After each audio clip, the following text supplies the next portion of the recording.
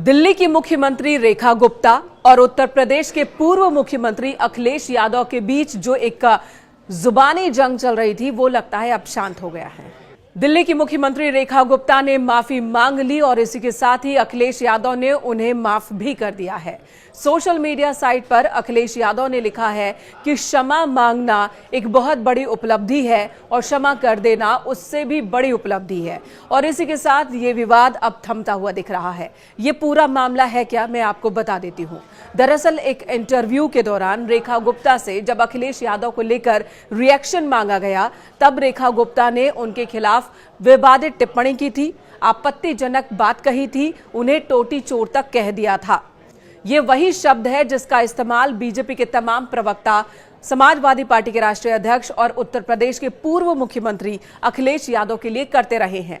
रेखा गुप्ता ने भी इस शब्द का इस्तेमाल किया, जिसके बाद समाजवादी पार्टी के नेताओं ने दिल्ली की मुख्यमंत्री रेखा गुप्ता के खिलाफ प्रदर्शन की शुरुआत कर दी।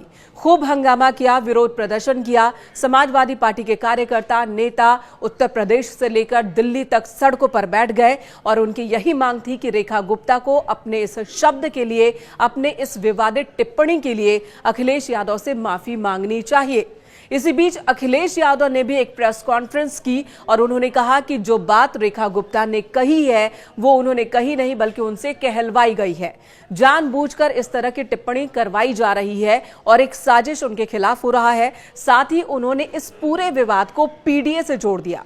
उन्होंने कहा कि मैं पीडीए का सदस्य हूं और पीडीए के लोगों को इस तरह से शर्मिंदगी झेलने की आदत है। उन्हें इसी तरह से उनका माखौल उड़ाया जाता है, उन्हें बदनाम किया जाता है, उनके खिलाफ आपत्तिजनक शब्दों का इस्तेमाल किया जाता है। तो पीडीए के लोगों को तो आदत हो गई है इस तरह से शर्मिंदगी झेलने की, तो मैं भी झेल रहा हूं और मेरे खिलाफ ये षड्यंत्र रचा जा रहा है। साथ ही उन्होंने अपने कार्यकर्ताओं से अपील कर दी कि ऐसे न्यूज़पेपर जो कि सत्ता के पक्ष में ही सिर्फ बोलते हैं, विपक्ष की आवाज को दबाते हैं, विपक्ष का माखौल उड़ाते हैं, उन न्यूज़पेपर्स को पढ़ना बंद कर दीजिए। उन टीवी चैनल्स पर जाना बंद कर दीजिए जहां पर एक पक्ष की बात रखी जाती है।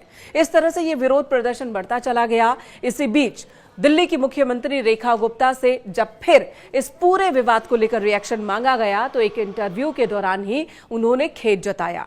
उन्होंने कहा कि गलती हो जाती है इंसान से और अगर मेरे शब्दों से किसी बड़े नेता के आत्मसम्मान को ठेस पहुंची है, उन्हें दुख लगा है, तो मैं माफी मांगती हूं। रेखा गुप्ता के माफी मांगने वाले इस बयान के बाद अखिलेश यादव ने भी सोशल मीडिया साइट पर लिखा कि क्षमा मांगना एक बड़ी उपलब्धि है और क्षमा कर देना उससे भी बड़ी उपलब्धि है। हालांकि रेखा गुप्ता ने किसी भी नेता का नाम नहीं लिया था, लेकिन इससे यही माना जा रहा है कि उन्होंने अखिलेश यादव पर किए गए अपने विवादित टिप्पणी को लेकर ही माफी मांगी है। फिलहाल ये मामला अब शांत होता दिख रहा है।